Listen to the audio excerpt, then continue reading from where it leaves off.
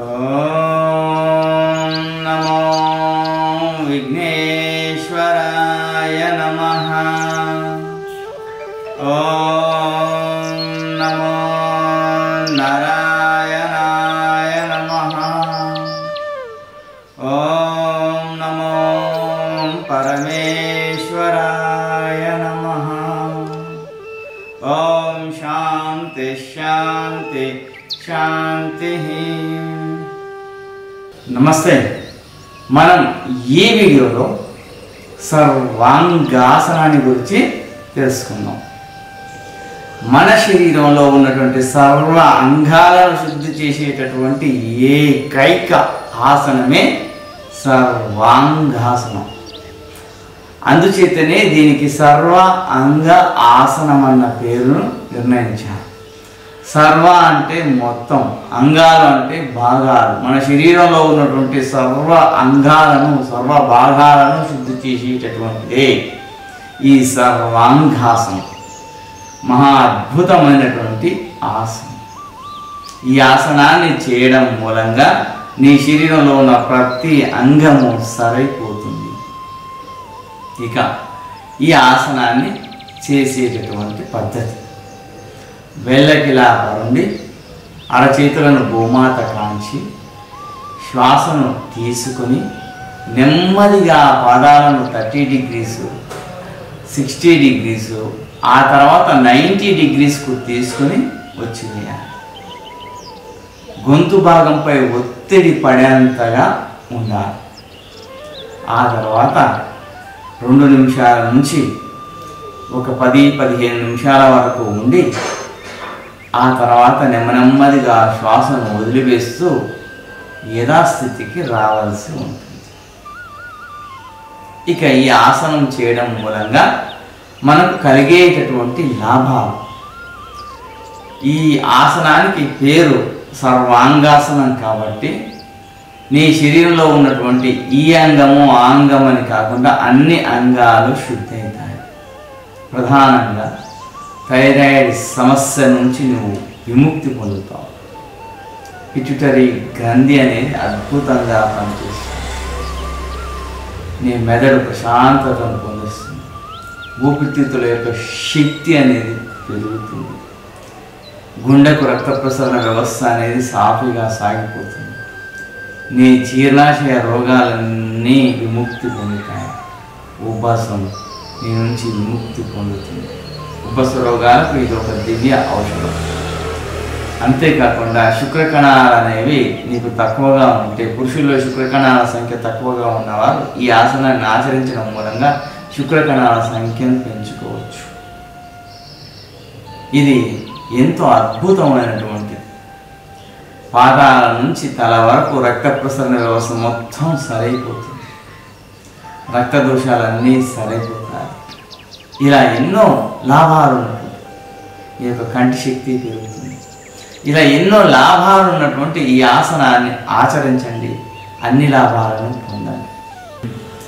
మొదటగా ఈ విధంగా పడండి. నెమ్మదిగా పాదాలను ఎత్తివేస్తూ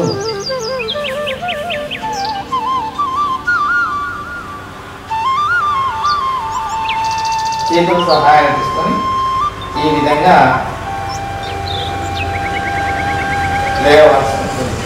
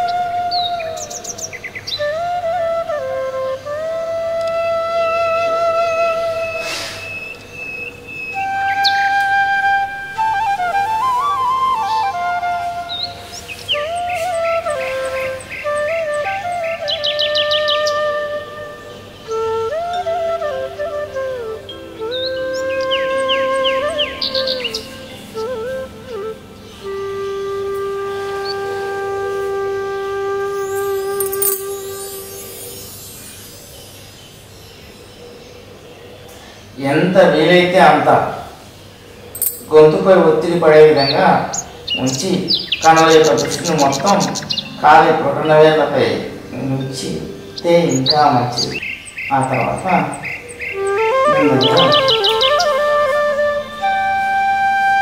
ఈ విధంగా వచ్చి వేసిన తర్వాత ఎడమ వైపు మరలి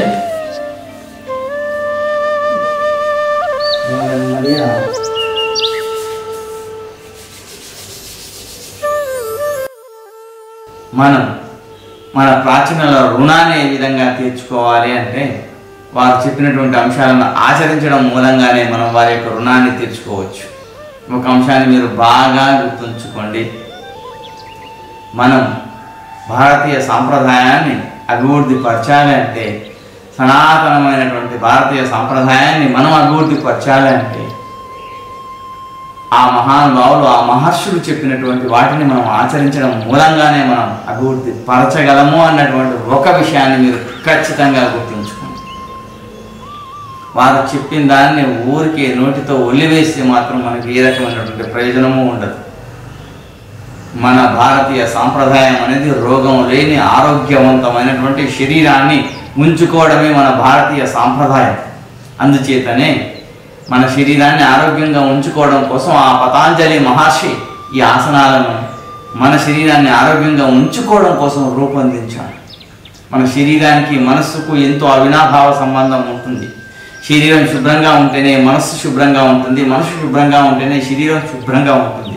ఇవి రెండు అనులోమానుపాతంలో ఉంటాయి. ఒకటి పెరిగితే మరొకటి పెరుగుతుంది, ఒకటి తగ్గితే మరొకటి తగ్గిపోతుంది. కాబట్టి జాగ్రత్త సుమా, శరీరాన్ని మనస్సును ముడివేసేటటువంటి ఈ ఆసనాలను నువ్వు ఆచరించడం మూలంగా నీకెంతో శుభం జరుగుతుంది. ఇది భారతీయత, ఇదే భారతీయత యొక్క గొప్పతనం. నిన్ను సమగ్రంగా అభివృద్ధి చేయాలనడం అనుకోవడమే భారతీయ మహర్షుల యొక్క మూల లక్ష్యం.